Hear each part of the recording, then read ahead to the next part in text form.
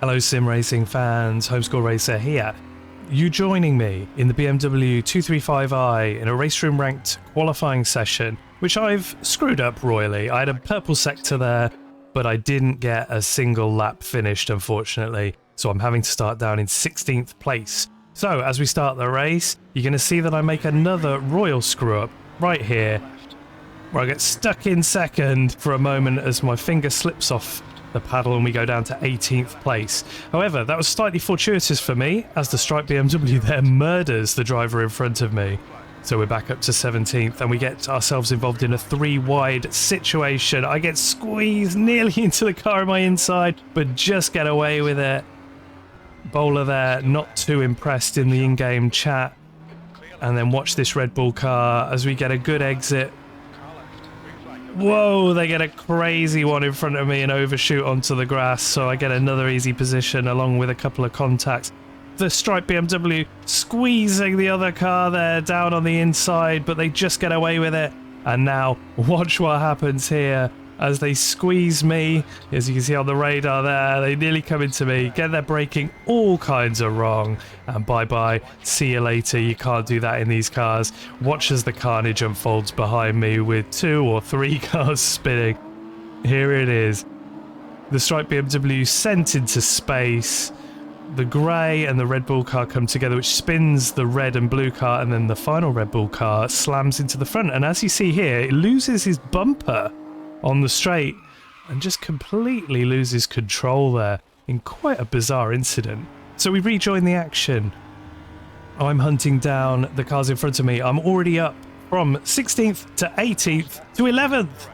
So it's going very, very well so far. I get a great exit from this corner, just sell them a little bit of a dummy, go down the inside and get it braked pretty comfortably, so I can start hunting down the 2 cars battling in front of me. So we're just going to go forward to after the first turn, where I do get a little bit of a sniff, but I'm slightly too far back, but I'm just hoping maybe they get early on the brakes, which they don't.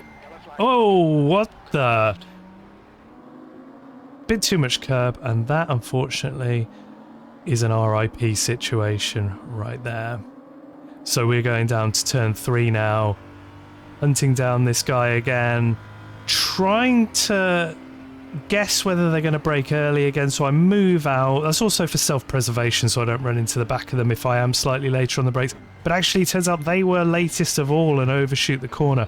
I get squeezed to the inside and pushed, but hey, as they say, rubbing is racing, and I get away with 0 incidents still. As you can see here, car overshoots, I get squeezed to the inside, which I suppose is perfectly understandable, as they may have been trying to avoid any potential rejoin calamities that may have been occurring. So I get close once again, but I'm about to pull off what has become my trademark move, get a great exit here, tuck in behind, wait a minute, nope, I can get around there, get it braked pretty comfortably again, and we're up yet another position to 7th place, which is fantastic news. Now we're hunting down our teammate in the similarly coloured blue and orange BMW 235i. Get a pretty good exit from the final corner. And now, I don't catch them till later in the lap, but this is a good opportunity to do a bit of a lap guide in this car. So, coming down to turn 1, you want to get on the brakes on the blue and white curbing, but not too much. Carry it through in 4th, get loads of runoff. You don't get any incident points for that. Carry the momentum through, and then on the run to turn 2, you want to brake at around the AstroTurf here. Stay in 3rd gear, so again, you keep the momentum and get a beautiful exit out, and then it's flat out all the way down to the 3rd turn, which is the hairpin. I take the inside line here. You can see we're already 3/10 up on our previous fastest. I take the inside line here, hug the curb. You don't have to do that necessarily, but that's just force a habit, and then you're in the right place for the braking zone. You want to brake at the start of the blue and white curbing, otherwise you're going to overshoot. There you go, down to 2nd. Oh, and the guy in front of me just gets it all wrong, gets out of shape, nearly spins, but gets away with it. And now it is a drag race to the next corner. We're side by side. I give him a slight lift. That's normally flat out there. And then brake at the curbs. And surprise, surprise, in yet another late braking incident, they overshoot the corner. And that is 6th place. Thank you very much. I gave them plenty of room, they were late on the brakes, and that's what happens. I'm 7 seconds roughly behind 5th then. I couldn't quite catch them, I was a little quicker. I've got it down to a 4-second gap by the end of the race, as you can see here, and I'm up to 5th because the leader had a disconnect. So as we come out the final turn, a very successful race, 16th to 18th to 5th overall. Surely that's a ratings gain.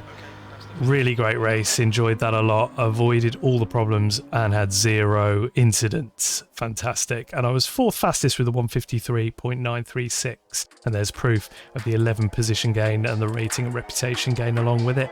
Thanks for watching, guys. I'll be back really soon with some more sim racing action.